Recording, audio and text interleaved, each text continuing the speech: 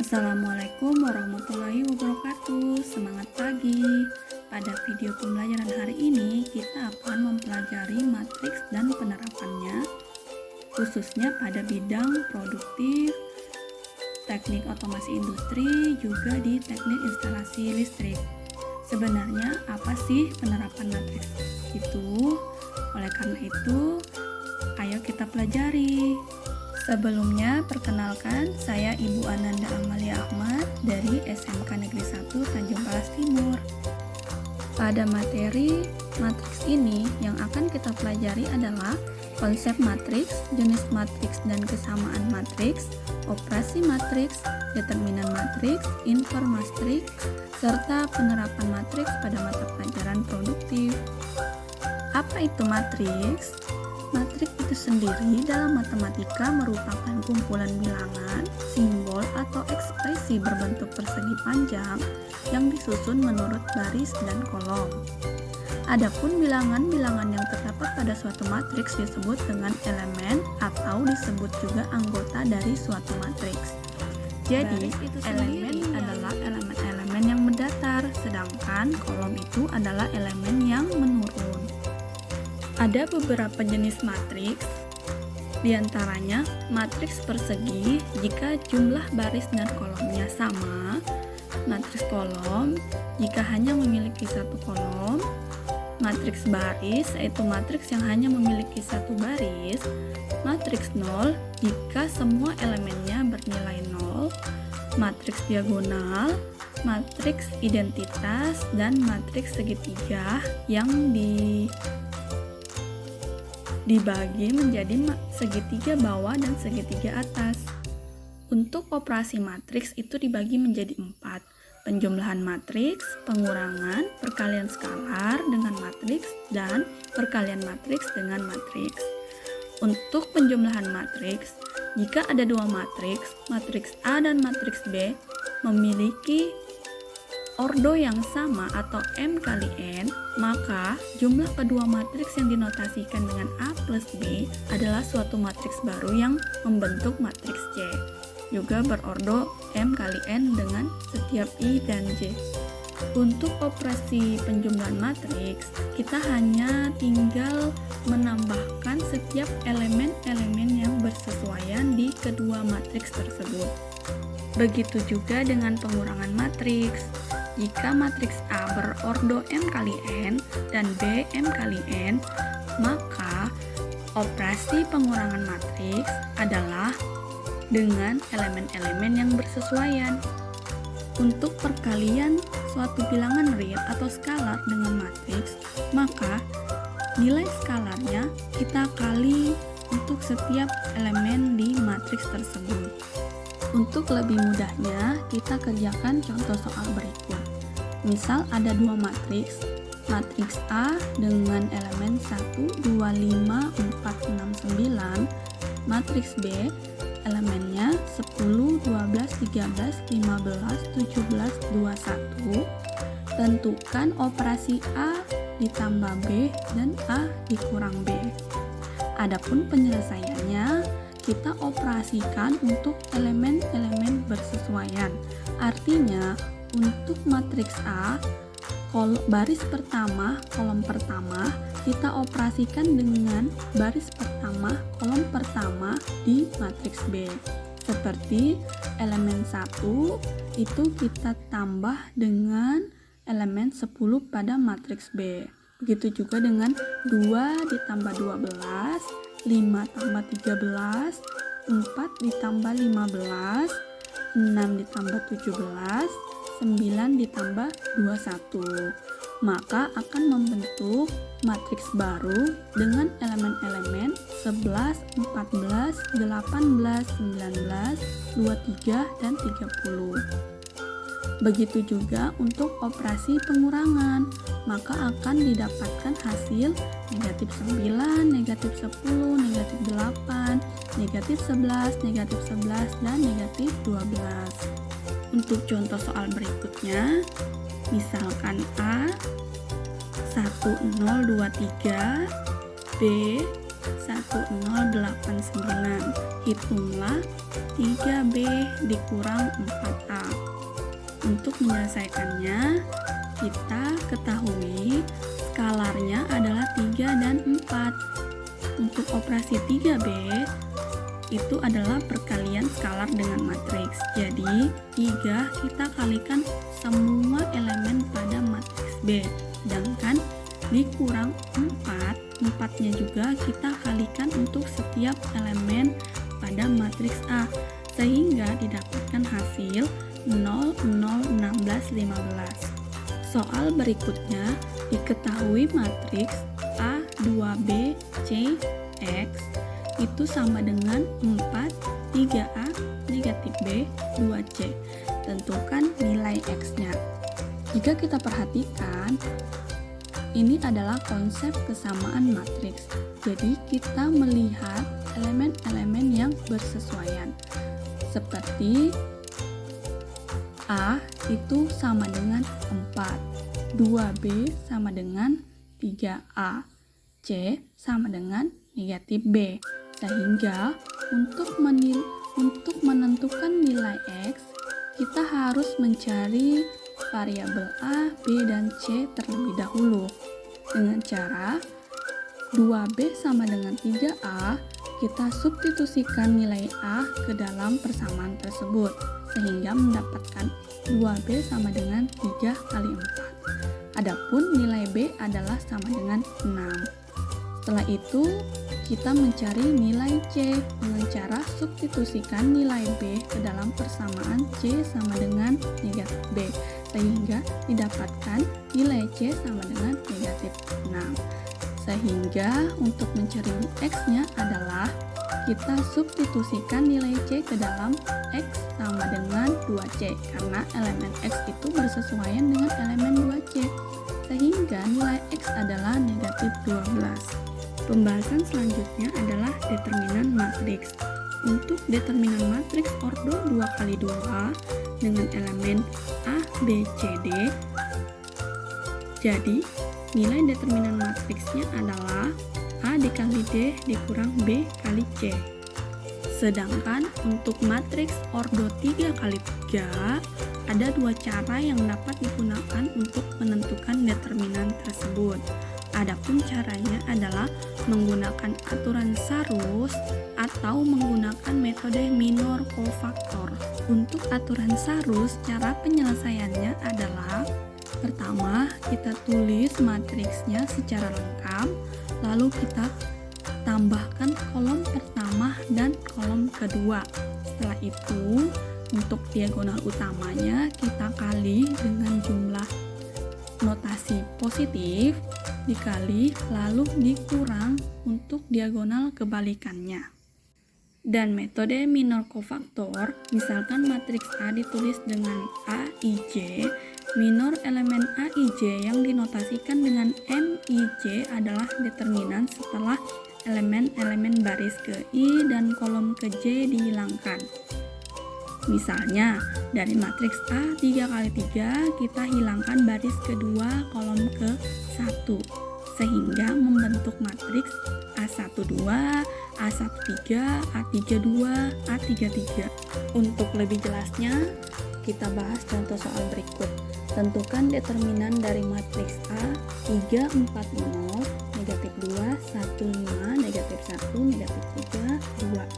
Dari matriks A ini kita ketahui adalah matriks ordo 3x3 karena mempunyai baris 3 dan kolom 3. Dengan aturan Sarus, pertama-tama kita tulis dulu matriks secara lengkapnya, lalu kita tulis kolom pertama dan kolom kedua. Lalu kita kalikan diagonal utamanya. Di sini mempunyai 3 diagonal utama, maka kita kalikan semua. Untuk diagonal pertama, 3 kali 1 kali 2 ditambah 4 kali 5 kali negatif 1 ditambah 0 kali negatif 2 dikali negatif 3. Lalu untuk kebalikan dari diagonalnya itu dikurang, maka dikurang 0 dikali 1 negatif 1 dikurang 3 dikali 5 dikali negatif 3 dikurang 4 dikali negatif 2 dikali 2, maka didapatkanlah nilai determinan dari matriks A adalah 47. Untuk mencari determinan menggunakan minor kofaktor, itu pertama kita harus menentukan patokannya. Di sini misal kita menentukan patokannya adalah baris pertama, yaitu 2, 1, 3. Jadi untuk baris pertama kita coret, lalu kolom pertama kita coret, didapatkanlah matriks 3, 0, negatif 3, 4. Lalu kita cari determinannya, didapatkan 12. Selanjutnya untuk M12 kita ambil lagi untuk baris pertama kolom kedua, lalu kita coret sehingga kita dapatkan matriksnya negatif 1, 0, 2, 4 dan determinannya adalah negatif 4. Selanjutnya kita ambil lagi patokan baris pertama kolom ketiga, jadi kita coret, didapatkanlah matriks negatif 1, 3, 2, negatif 3, didapatkanlah determinannya negatif 3. Lalu selanjutnya itu kita menentukan kofaktor ekspansi baris ke-1. Untuk K11 didapatkan negatif 1 pangkat 2 dikali 12 sama dengan 12. Selanjutnya K12 sama dengan 4, K13 itu negatif 3. Lalu kita menentukan determinan ekspansi baris ke-1 dengan mengalihkan nilai baris pertama yang kita jadikan patokan, kita kali dengan nilai M11, M12, dan M13. Maka didapatkanlah determinannya adalah 19. Selanjutnya untuk inverse matrix ordo 2 kali 2 dengan elemen A, B, C, D, didapatkan rumusnya adalah inverse A sama dengan 1 per determinan matriks A, yaitu A kali D dikurang B kali C dikalikan matriks untuk elemen baris pertama dan atau A itu kita tukar dengan D, jadi DA, lalu negatifkan B dan C. Selanjutnya aplikasi matriks dalam kehidupan sehari-hari. Ada banyak sekali manfaat matriks itu, diantaranya yaitu untuk menyelesaikan permasalahan matematika seperti persamaan linier dan transformasi linier. Juga untuk memudahkan membuat analisis masalah ekonomi, memecahkan masalah operasi penyelidikan seperti sumber minyak bumi, dan dalam dunia militer itu matriks digunakan untuk membuat kode-kode rahasia. Dan bagaimana penerapan matriks dalam mata pelajaran teknik otomasi industri dan teknik instalasi tenaga listrik. Seperti yang terlihat pada gambar, ini adalah beberapa rangkaian arus listrik. Untuk mencari nilai arus listrik, kita dapat menggunakan konsep matriks. Untuk mencobanya, ayo kita bahas satu persatu. Langsung saja ke contoh soal. Diberikan rangkaian listrik sebagai berikut, seperti pada gambar, tentukan kuat arus yang mengalir pada setiap hambatan dengan menggunakan konsep matriks. Untuk menjawab soal tersebut, maka rangkaian listrik tersebut kita harus modelkan dalam bentuk matriks. Adapun yang pertama kita harus menentukan arah loop 1 dan loop kedua dengan mengurutkan atau mendetailkan tegangan naik dengan tegangan turun. Seperti yang kita ketahui, untuk tegangan naik pada baterai itu adalah jika aliran dari negatif ke positif, sedangkan tegangan turun adalah jika arah loop itu berlawanan dengan arah loop. Maka untuk loop kiri itu kita tentukan, untuk lebih mudahnya kita tentukan saja arah loopnya itu searah jarum jam, sehingga didapatkan tegangan naiknya adalah 6 dan tegangan turunnya adalah 2I1 ditambah 3I3 ditambah 9. Begitu juga dengan loop kanan, didapatkan tegangan naiknya 12, tegangan turunnya 3I3 ditambah 6I2 ditambah 9. Untuk hukum Kirchhoff adalah arus masuk itu sama dengan arus keluar. Sehingga dari persamaan tersebut kita dapatkan persamaan 2I ditambah 3I3 ditambah 9 dikurang 6 sama dengan 0, dan 3I3 ditambah 6I2 ditambah 9 dikurang 12 sama dengan 0. Lalu kita substitusikan aturannya I1 ditambah I2 sama dengan I3 untuk kedua persamaan tersebut. Maka didapatkanlah persamaannya adalah 5I1 ditambah 3I2 sama dengan negatif 3, dan 3I1 ditambah 9I2 sama dengan 3. Dari persamaan tersebut, kita bisa membentuk atau memodelkannya dalam bentuk matriks. Adapun yang model matriksnya adalah 5, 3, 3, 9. Untuk matriks kedua adalah I1, I2 itu sama dengan negatif 3 dan 3. Lalu kita cari nilai I1, I2 dengan I3 menggunakan konsep nilai inverse matriks. Di sini kita lihat untuk matriksnya itu adalah matriks pertama itu ordo 2 kali 2. Maka untuk mencari inverse-nya menggunakan rumus inverse matriks ordo 2 kali 2. Jadi didapatkan adalah 1 per A kali D ditambah B dikali C dikali kita tukar elemen D dan A-nya, lalu kita negatifkan elemen B dan elemen C-nya. Maka didapatkan sama dengan matriks I1, I2 sama dengan 1 per 5 kali 9 dikurang 3 dikali 3 dikali matriks 9 negatif 3 negatif 3, 5 dikalikan dengan nilai XY-nya yaitu nilai negatif 3 dikali 3. Maka didapatkan persamaannya I1, I2 sama dengan 1 per 36 dikali negatif 36, 24. Nah, dari sini kita bisa mencari nilai I1 dengan perkalian skalar. Lalu didapatkan I1 sama dengan negatif 36 dibagi 36 atau dikali 1 per 36. Didapatkan I1 sama dengan negatif 1. Untuk I2 adalah 1 per 36 dikali 24, maka didapatkan 2 per 3.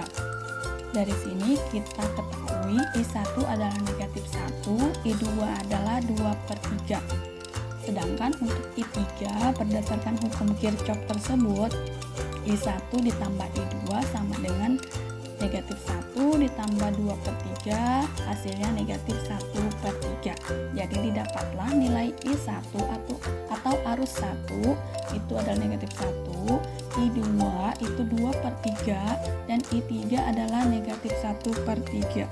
Contoh soal selanjutnya adalah jika yang lebih kompleks lagi.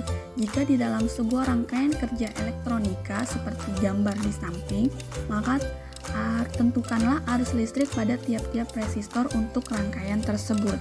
Maka langkah pertama adalah kita buat persamaan untuk setiap loop. Di sini sudah dibagi loop 1, loop 2, loop 3, loop 4.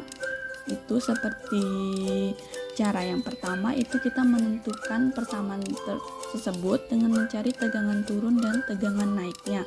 Lalu didapatkanlah loop 1 itu 10I1 dikurang 4I2 sama dengan negatif 10. Loop 2 itu 12I2 dikurang 2I3 dikurang 4I1 sama dengan 0. Loop 3 12I3 dikurang 4I4 dikurang 2I2 sama dengan 0.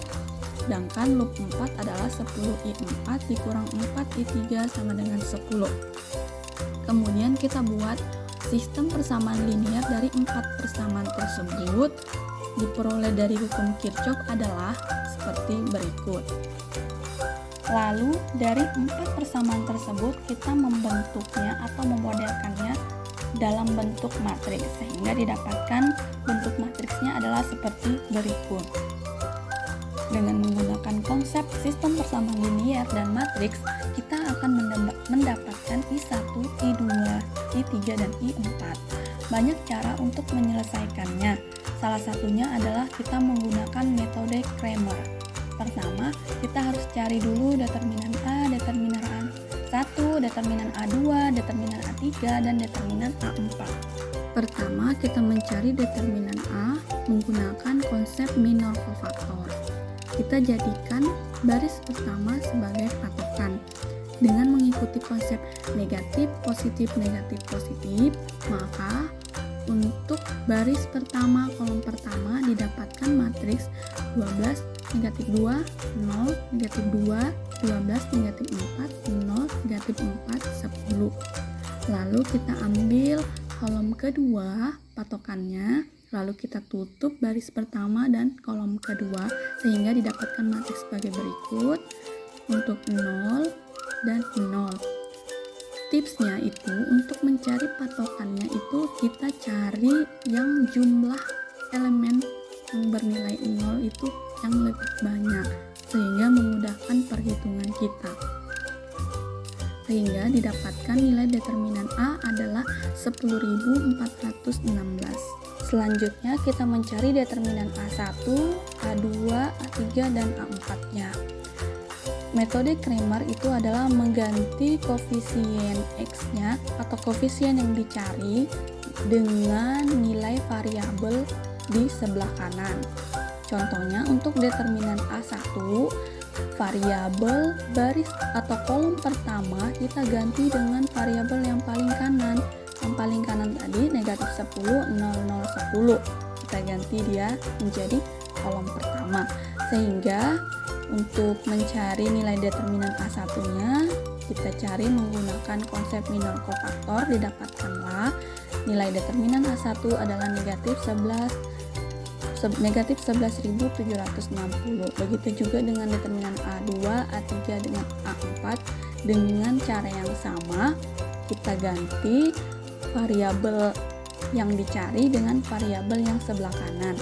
Seperti determinan A2, kolom keduanya kita ganti dengan variabel sebelah kanan. Untuk determinan A3, kolom ketiganya kita ganti dengan variabel sebelah kanan, dan determinan A4 itu kita ganti dengan variabel yang sebelah kanan. Semuanya diganti sehingga diperoleh menggunakan aturan Cramer itu adalah untuk mencari variabel yang dicari pada soal ini adalah I1 itu dengan cara membagi determinan A1 dengan determinan A. Begitu juga dengan I2 itu determinan A2 dibagi dengan determinan A3 sehingga didapatkan I1-nya adalah negatif 1129, I2-nya adalah 0,322, I3-nya adalah 0,322, sedangkan I4 adalah 1129. Untuk lebih jelasnya lagi, silakan kerjakan latihan soal berikut. Tentukan kuat arus yang mengalir pada setiap hambatan dengan menggunakan konsep matriks. Mungkin itu saja yang dapat saya sampaikan. Terima kasih atas perhatiannya. Mohon maaf jika ada salah kata. Kita berjumpa lagi pada materi selanjutnya. Assalamualaikum warahmatullahi wabarakatuh.